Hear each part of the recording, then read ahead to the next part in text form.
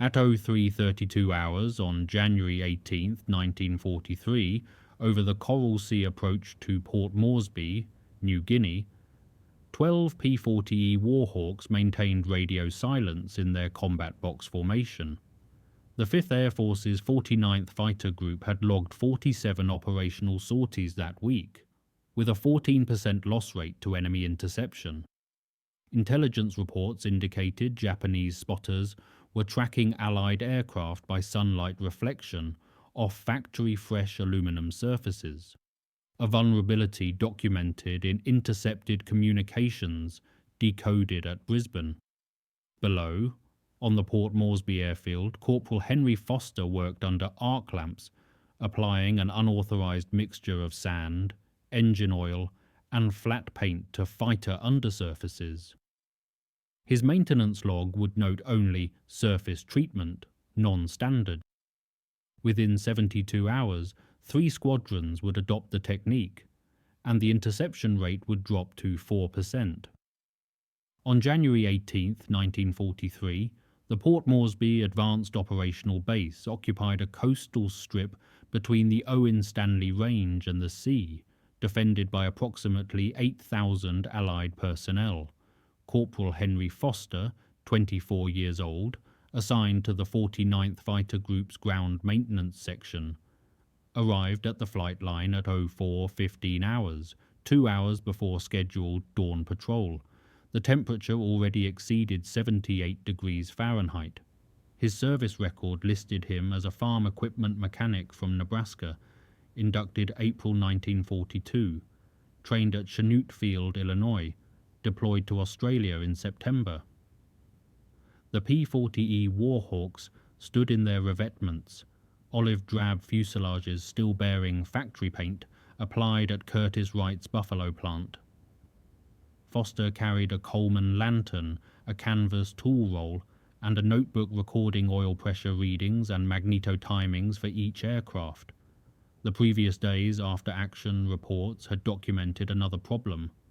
Of 9 fighters dispatched on morning patrol, 2 had been intercepted within minutes of crossing the coastline, both pilots reporting that enemy aircraft appeared to anticipate their exact position before visual contact. Foster walked the line slowly, checking cowling fasteners and tire pressure. The Pacific dawn came quickly here, the sun rising almost perpendicular to the flight path the patrol would take toward Lae. He paused beneath the wing of aircraft number 118, flown by Sergeant James Owens, and noticed how the aluminum undersurface caught even the weak pre-dawn light, creating a bright panel visible from hundreds of feet away. The base intelligence officer, Captain Morris, had distributed a 2-page assessment the previous evening. Foster had read it in the mess tent. The document cited Japanese after-action reports recovered from a downed bomber near Buna, describing how their observers tracked Allied fighters by, quote, light reflection pattern from ventral surfaces during morning operations.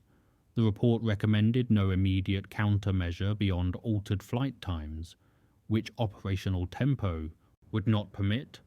Foster set down his lantern and opened his tool roll. Inside, wrapped in canvas, were items not listed on any supply requisition: a gallon can of flat black paint acquired from the engineering battalion, a bag of coarse volcanic sand from the airfield perimeter, and a shallow tin containing used engine oil he had drained during the previous day's maintenance cycle. The concept had occurred to Foster 3 days earlier while observing a B-25 Mitchell bomber that had belly landed in soft ground near the runway threshold. The aircraft's underside, coated with mud and oil spray, had appeared nearly invisible against the jungle canopy. During recovery operations, while a freshly cleaned P-40 taxiing nearby had reflected sunlight like a signal mirror. Foster had mentioned the observation to Staff Sergeant Joseph Mitchell, the maintenance section chief, who had replied, "Won't hurt to try, long as it doesn't affect control surfaces. No written authorization existed." Foster worked from empirical observation and an understanding of visual detection principles learned while hunting waterfowl in Nebraska, where any unnatural shine would alert the birds. He mixed the paint, sand, and oil in a 5-gallon bucket, stirring with a wooden paddle until the consistency resembled thin paste. The sand provided texture that would scatter light rather than reflect it. The oil gave the mixture adhesion and prevented the paint from drying with a sheen. At 05:20 hours, Foster began application on aircraft 118's port wing undersurface. He used a 4-inch brush with stiff bristles, working the mixture into the aluminum panels with short overlapping strokes. The texture resembled dried mud. Under the lantern light, the treated surface appeared nearly black, but as dawn began to break at 05:47 hours, the matte finish showed as a neutral grey-brown that blended with the ground below. Staff Sergeant Mitchell approached at 6:05 hours, carrying a clipboard with the morning's flight schedule. He examined Foster's work without comment for 30 seconds, then said, "Finish both wings on 118. If Owens doesn't complain about handling, do the rest before the next sortie." Mitchell initialed the maintenance log with a notation. Experimental corrosion inhibitor applied, ventral surfaces. Foster completed the port wing by 06:40 hours. The paint dried rapidly in the tropical air, leaving a rough, non-reflective surface that showed no tendency to flake or crack. When Foster pressed his thumbnail against it, he moved to the starboard wing, aware that the patrol was scheduled to launch at 07:45 hours. Around him, other mechanics performed standard pre-flight procedures: fuel checks, ammunition loading, propeller inspection. None commented on his work. Sergeant James Owens arrived at the flight line at 07:15 hours, wearing a sweat-stained khaki flight suit and carrying his leather helmet and goggles. He had flown 41 combat missions since October 1942, with 2 confirmed victories and 3 probables. His personnel file listed him as a former crop duster from Oklahoma, 26 years old, trained at Luke Field, Arizona. He walked directly to aircraft 118, conducting his own visual inspection as regulations required. Owens noticed the darkened wing undersurfaces immediately. He crouched beneath the port wing, running his hand across the textured surface, then looked at Foster. "This going to affect my lift characteristics?" Foster replied, "No, sir, it's just surface treatment, adds maybe 5 pounds total weight."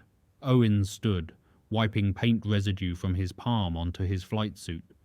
"Intelligence says the Japanese are spotting us by reflection. This might help." He completed his walk around, checked the fuel quantity, 88 gallons, and climbed into the cockpit. At 07:38 hours, he started the Allison V1710 engine, which caught on the second revolution and settled into its characteristic rough idle.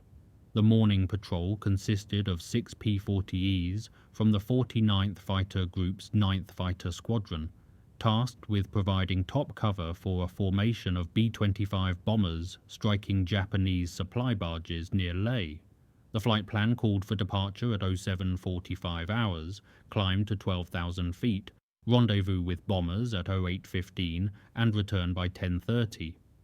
Expected opposition included Japanese Army Ki-43 fighters operating from Leh airfield. Owens taxied to the runway threshold at 07:43 hours, second in the 6-aircraft formation. The lead pilot, Lieutenant Robert Vaught, had flown 53 missions. Foster watched from the edge of the taxiway as the fighters lined up, their olive-drab fuselages and red-centered national insignia clearly visible in the horizontal morning light. Only aircraft 118 showed the darkened undersurfaces, though from ground level the difference appeared minimal. At 07:45 hours, Lieutenant Vaught advanced his throttle, and the formation began its takeoff roll, Owens lifted off at 07:46, 20 hours, climbing through morning haze toward the assigned patrol altitude. Foster remained at the flight line, beginning preparation of 4 additional aircraft for the afternoon sortie. The squadron crossed the Papua coast at 08:02 hours, maintaining loose combat spread formation at 11,800 feet. Radio discipline held, only brief, coded transmissions acknowledging checkpoints. Below, the jungle canopy showed as an unbroken green surface marked by occasional clearings and the white threads of rivers. Visibility extended 30 miles in the clear tropical air. At 08:14 hours, the B-25 formation appeared at 9,000 feet, 10 aircraft in 3 ship elements, their twin engines leaving faint contrails in the humid air. Owens checked his rearview mirror, standard procedure every 15 seconds, and scanned the sky above for the telltale glint of enemy fighters. Intelligence estimated 12 to 18 Ki-43s were operational at Lae, flown by experienced pilots from the 11th Centi who had been operating in the theatre since July 1942. The first contact report came at 08:31 hours. Lieutenant Vort's transmission. Bogies, 2 o'clock high, 6+. Owens looked right and up, seeing nothing initially, then catching the small dark shapes at approximately 14,000 feet, 4 miles distant. The Ki-43s were diving, using altitude advantage to build speed for their initial pass. Vort ordered, "Blue flight, brake left, maintain altitude." The P-40s turned hard, increasing throttle to maximum continuous power. The Allison engines accelerated smoothly, pushing the fighters to 280 miles per hour. Owens felt the familiar pressure of the turn against his seat harness, his vision narrowing slightly as G-forces increased. The Japanese formation split. 3 Ki-43s continued their dive toward the bombers.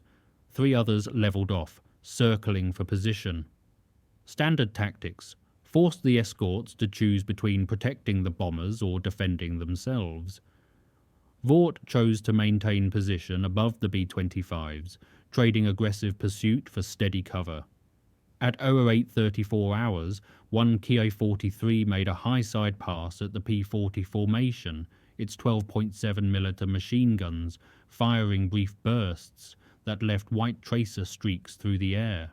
Owens broke right, a defensive maneuver that presented his aircraft's underside to the attacking fighter for approximately 2 seconds. His wing dipped, showing the matte-finished ventral surface against the lighter sky.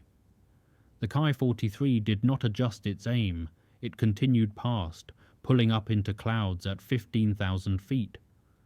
Owens rolled level, checking his instruments. Oil pressure normal, coolant temperature acceptable, no hits registered.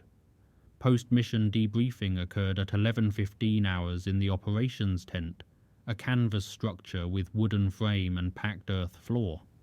All 6 P-40 pilots attended, along with Captain Morris, the intelligence officer, and Lieutenant Colonel Charles Whitson, squadron commander. The temperature inside exceeded 90 degrees. A clerk operated a manual typewriter, recording statements for the after-action report. Lieutenant Vort reported first, describing the engagement timeline and enemy tactics. His aircraft had expended 400 rounds of .50 caliber ammunition with no confirmed hits. 2 other pilots reported similar results: brief exchanges, high-speed passes, no decisive engagement. The B-25s had completed their bombing run and returned without loss. When Owens gave his account, he mentioned the Ki-43's failed high-side pass.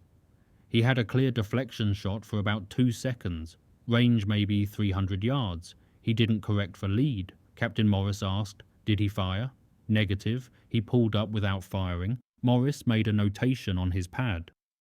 Owens continued, "I'd rolled to starboard. Standard brake right. My belly would have been visible against the sky. The debriefing concluded at 11:50 hours without unusual findings.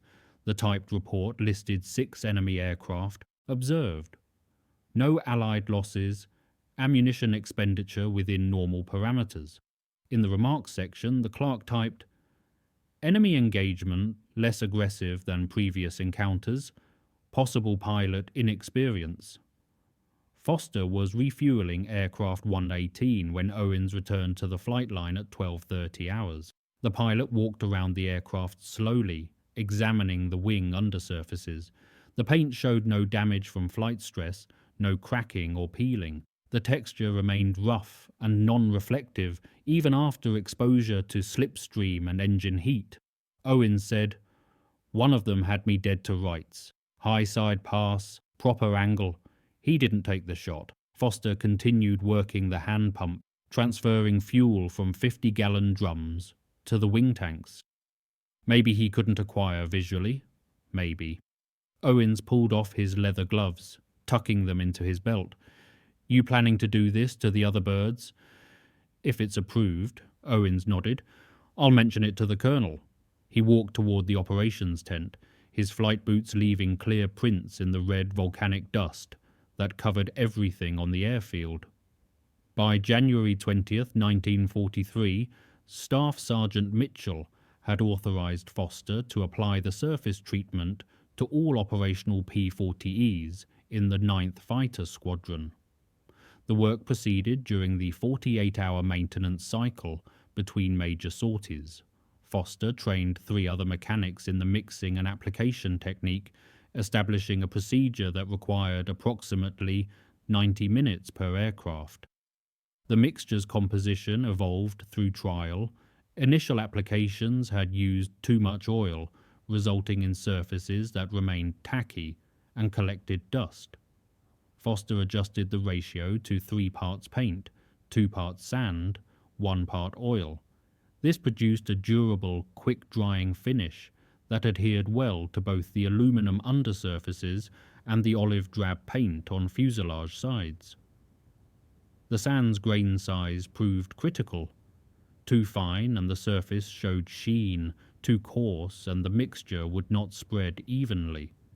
Supply requisitions showed careful documentation. Foster listed the materials as corrosion inhibitor components, which was technically accurate since the oil content provided some weather protection. The paint came from engineering stores. The sand was freely available. Total material cost per aircraft averaged $4.30, charged against the squadron's general maintenance allocation.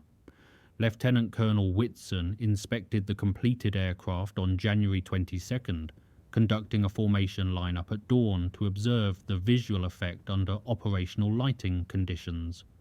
The treated aircraft showed significantly reduced reflection compared to standard factory finish.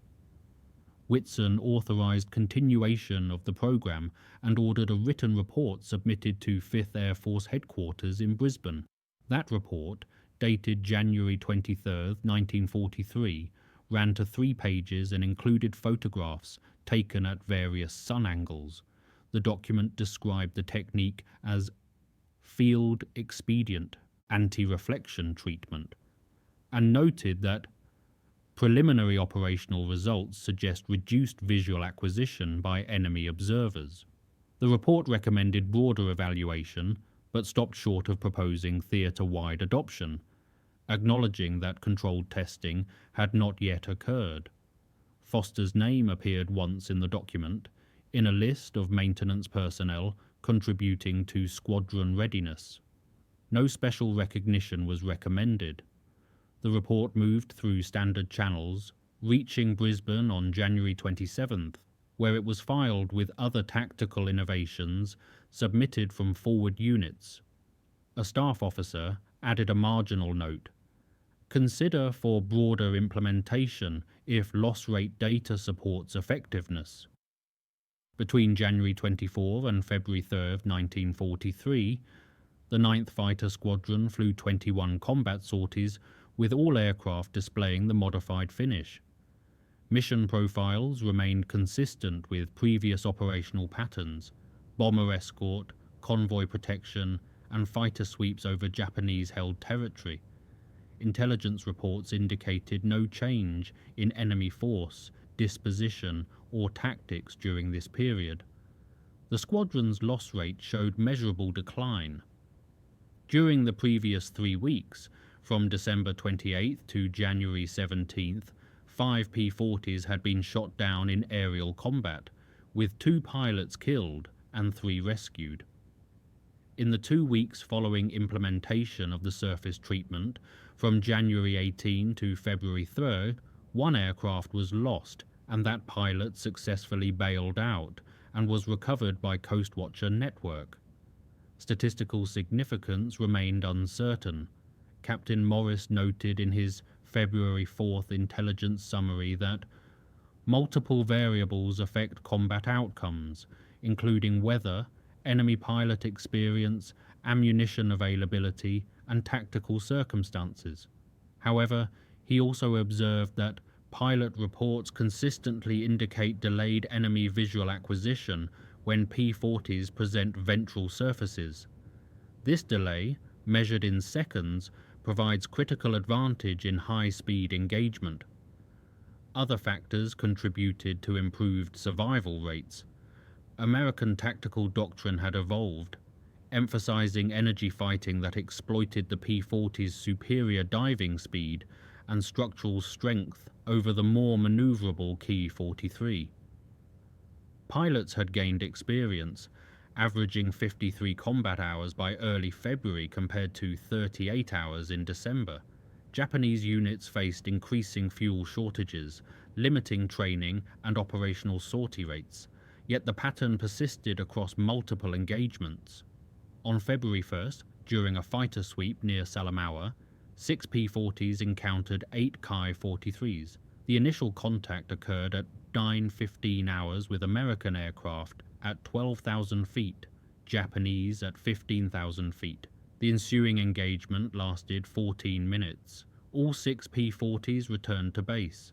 Post-mission reports described enemy difficulty maintaining visual contact during defensive breaks, and noted that multiple attack runs were aborted without weapons fire. Lieutenant Vaught submitted a detailed tactical analysis on February 5th, concluding that, quote, "The reduced visual signature provides definite advantage in defensive maneuvering, particularly when braking towards sun or against cloud background. The effect is most pronounced in angles-off situations where the enemy must reacquire the target after initial contact." On February 8, 1943, 5th Air Force Headquarters issued Technical Service Bulletin 4312, titled quote, "Surface Treatment for Reduced Visual Signature, P-40 Series Aircraft."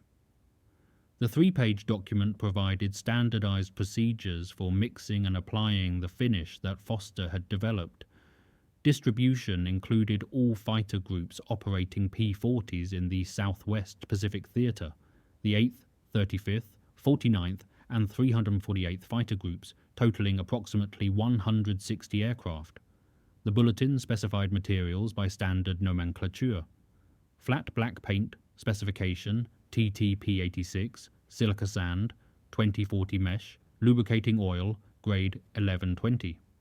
Application instructions matched Foster's developed technique, including surface preparation, mixture ratios, brush type, and drying time. The document credited Field Maintenance Personnel, 49th Fighter Group, without naming individuals. Implementation proceeded unevenly across units. The 8th Fighter Group, based at Milne Bay, completed treatment of all operational aircraft by February 20th. The 35th Fighter Group, stationed at Port Moresby's 14-mile strip, prioritized aircraft based on mission profiles, treating escort fighters first. The 348th Fighter Group, newly arrived in theater, incorporated the treatment into standard depot-level maintenance as aircraft cycled through scheduled overhauls. Supply logistics created temporary constraints. The specified paint existed in limited quantities at forward depots. Substitutions were permitted using any flat paint with non-glossy finish. Sand proved universally available throughout the theatre. Oil came from normal engine maintenance operations. Foster received no promotion or formal recognition for the innovation. On February 12th, Lieutenant Colonel Whitson noted in Foster's service record that the corporal had demonstrated initiative and technical competence in developing field modifications that enhanced aircraft survivability. This notation carried weight for potential advancement, but triggered no immediate change in rank or assignment. The technique spread through informal channels as well. Mechanics from different squadrons exchanged information during supply runs and maintenance conferences. Photographs of treated aircraft circulated, showing the distinctive matte appearance. By late February, even units not officially implementing the treatment were experimenting with similar approaches, sometimes using locally sourced materials that produced varying results. Japanese intelligence apparently recognized the modification. An intercepted radio transmission on February 15th, decoded 3 days later, referred to American fighters with dark belly paint and noted more difficult visual tracking. The operational test came on March 3, 1943, during an escort mission for B-25 bombers attacking Japanese shipping in Huon Gulf. Weather conditions were optimal for both attack and defense: clear skies, unlimited visibility, light winds. Intelligence predicted strong opposition. Japanese radio intercepts indicated that 18 key 43 fighters had been positioned at Leh specifically to counter the expected raid. The American strike package comprised 12 B-25s from the 3rd Bomb Group and 16 P-40s from the 49th and 35th Fighter Groups, all aircraft now displaying the anti-reflection treatment. Takeoff from Port Moresby occurred at 08:30 hours. The formation climbed to 14,000 feet, crossing the Owen Stanley Range at 09:15. Initial contact occurred at 09:47 hours, 15 miles southeast of Leh. The Japanese formation approached from the north, holding altitude advantage at 16,000 feet. The engagement developed rapidly. The Ki-43s split into two elements, one diving towards the bombers, one engaging the escort fighters. The action lasted 19 minutes. Characterized by multiple high-speed passes and defensive breaks. The B-25s maintained formation integrity, their gunners claiming 2 enemy fighters damaged. The P-40 escort prevented any successful attack runs on the bombers. 3 P-40s sustained minor battle damage from long-range defensive fire. No American aircraft were lost. Japanese losses remained difficult to confirm in combat. American pilots claimed 4 key 43s destroyed and 3 probables. Post-war analysis of Japanese records indicated 2 aircraft lost in this engagement, with both pilots killed and 3 fighters damaged requiring depot-level repair. The after-action report, filed on March 4th, noted that, quote, enemy fighters repeatedly broke off attack runs during defensive maneuvers by escort aircraft, suggesting visual acquisition difficulties.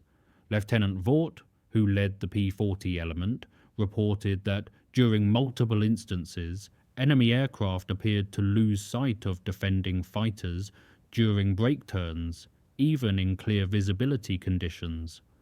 Captain Morris submitted an intelligence assessment on March 6th, stating that the cumulative evidence strongly suggests that the anti-reflection surface treatment provides measurable tactical advantage by degrading enemy visual tracking capability. The effect appears most significant during rapid maneuvers when the defender presents ventral surfaces to the attacker. By mid-March 1943, the surface treatment had become standard operating procedure throughout 5th Air Force fighter units. Maintenance logs showed that 94% of operational P-40s carried the modified finish. The technique had evolved into routine depot maintenance, applied during 100-hour inspections alongside other scheduled work. Foster continued his duties as line mechanic, performing standard maintenance tasks without special assignment. His daily routine remained unchanged: pre-flight inspections, engine servicing, repair of combat damage. The innovation he had developed now belonged to the collective maintenance procedure, no longer requiring his direct involvement in each application. On March 18th, Foster was promoted to sergeant, a normal advancement based on time in grade and proficiency ratings. The promotion order made no reference to the surface treatment. His new responsibilities included supervision of 3 junior mechanics and coordination of scheduled maintenance for 6 assigned aircraft. The broader impact became evident through accumulated data. Between February 8 and April 30, 1943, the 49th Fighter Group's loss rate to aerial combat declined to 2.7% per sortie, compared to 8.3% during the previous 3-month period. Similar patterns appeared across other units implementing the treatment. The 8th Fighter Group reported a reduction from 6.9% to 3.1%. The 35th Fighter Group showed improvement from 7.4% to 3.4%. Multiple factors contributed to this reduction beyond the surface treatment. American numerical superiority increased as more units deployed to theater.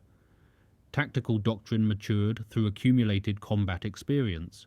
Japanese logistics deteriorated, limiting fuel availability and maintenance capability for their forward units. Pilot experience levels diverged as American replacement training improved, while Japanese veteran pilots faced unsustainable attrition.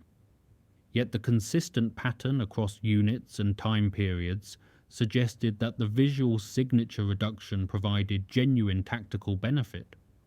Staff officers at 5th Air Force Headquarters included this assessment in their April quarterly operational analysis.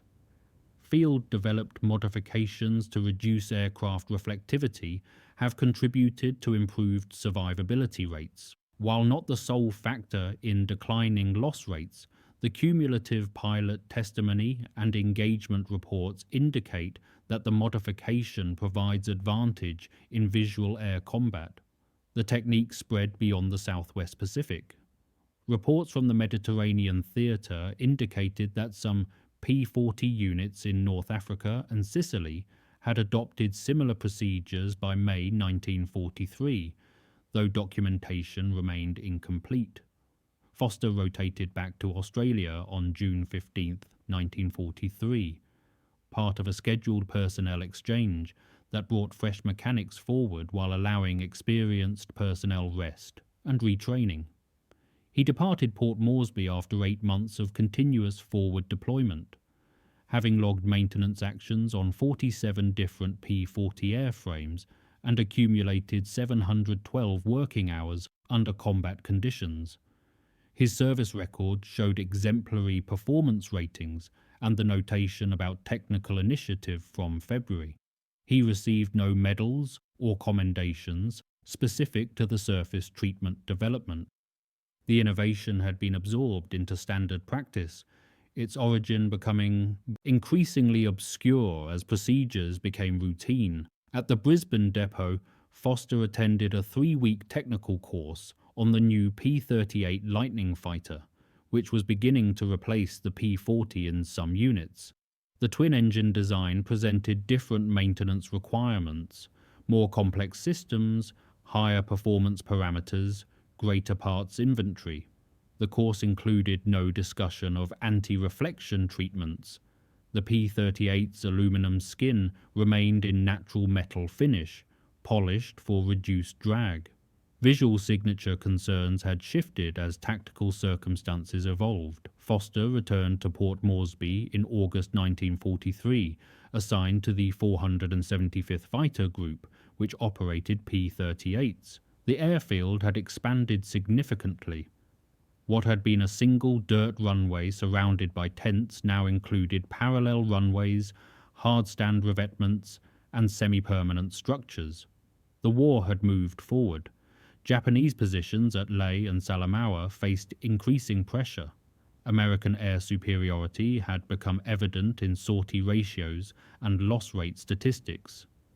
The P-40s remained in service through 1943 and into early 1944, gradually being replaced by higher performance types.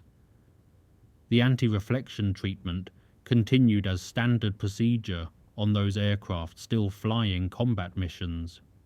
New technical bulletins addressed other modifications, improved gun sights, upgraded radios, strengthened landing gear. The surface treatment became simply one item on the maintenance checklist, no longer requiring special attention or discussion. Foster completed his overseas tour in March 1944 and returned to the United States. He was assigned to instructor duty at Chanute Field, training newly inducted mechanics in aircraft maintenance procedures. He remained in this assignment through the end of the war, receiving discharge in October 1945 with the rank of Staff Sergeant. His discharge papers listed his specialty as aircraft maintenance technician, with no mention of innovations or field developments. Post-war analysis of air combat effectiveness in the Southwest Pacific Theater occupied military researchers for decades. Studies examined loss rates, sortie effectiveness, tactical evolution, and technological factors. The anti-reflection surface treatment appeared in various technical reports, usually as a footnote to broader discussions of operational practices. A 1947 Army Air Force's historical study titled Fighter Operations in the Southwest Pacific, 1942-1945, devoted 2 paragraphs to the technique. The report noted that field expedient measures to reduce aircraft visual signature contributed to declining loss rates during early 1943, and observed that while multiple factors influenced combat outcomes, pilot testimony consistently indicated tactical benefits from reduced reflectivity. The study cited Foster's innovation without naming him, referring only to maintenance personnel at Port Moresby. The technique's effectiveness was characterized as moderate but measurable, with statistical analysis suggesting that the modification reduced visual acquisition range by approximately 15 to 20% under optimal conditions. Japanese post-war accounts provided limited confirmation. Captured documents and pilot interviews indicated awareness of the American surface treatment, with several references to dark painted fighters being more difficult to track during defensive maneuvers. No Japanese source quantified the impact, and many reports conflated the treatment with other factors affecting combat outcomes. The innovation's legacy proved modest but enduring. Modern military aircraft incorporate elaborate visual signature reduction measures, special paints, controlled surface textures, attention to reflection angles. These techniques trace lineage to various wartime developments, including Foster's field expedient solution on a tropical airfield in 1943. Foster himself left little record of his wartime experience. He returned to Nebraska after discharge, resuming work in agricultural machinery. He married in 1946, raised 3 children, and operated a farm equipment repair business until retirement in 1978. He spoke rarely of his military service, and when asked about the surface treatment, would say only that it seemed like a good idea at the time. The technique appears in current military maintenance manuals only as historical context. Modern signature reduction employs sophisticated materials and engineering approaches far beyond the mixture of paint, sand and oil that Foster applied under arc lamps on a January morning in 1943. Yet the fundamental principle remains unchanged. Visibility in combat determines survival, and small modifications can produce disproportionate effects. On January 18, 1963, 20 years after Foster first applied his improvised mixture to aircraft 118's wings, a small ceremony occurred at Offutt Air Force Base in Nebraska. The Air Force Association's local chapter presented Foster with a certificate recognizing his wartime contribution to aircraft survivability. Attendance included 17 people. Local newspapers did not cover the event. Foster died in 1992 at age 73. His obituary in the Lincoln Journal-Star mentioned his military service in a single sentence. Henry served in the Pacific Theater during World War II as an aircraft mechanic. The innovation that had spread across an entire theater of operations and influenced maintenance doctrine for generations of aircraft merited no mention. The last P-40 Warhawk was retired from U.S. military service in 1958. Surviving airframes entered museums and private collections. Some retained traces of the anti-reflection treatment beneath later paint layers, rough textures and dark staining visible to restoration specialists during refurbishment. Most restorations removed these field modifications, returning aircraft to factory-standard appearance. Aircraft 118, which received the first application of Foster's mixture, survived the war. Maintenance logs tracked its service through April 1944, accumulating 237 combat sorties and multiple battle damage repairs. The aircraft returned to the United States in July 1944, was relegated to training duties, and was scrapped in 1946. No effort was made to preserve it. The technical bulletin that standardized Foster's innovation remained in official files until 1971, when the document was transferred to the Air Force Historical Research Agency at Maxwell Air Force Base, Alabama. It resides there now in collection 168.7041-43, available to researchers by appointment.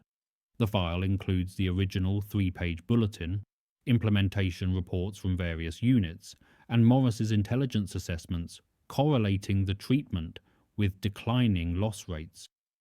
The last line of Technical Service Bulletin 43-12 reads, "This modification represents effective use of available materials to address operational requirements under field conditions."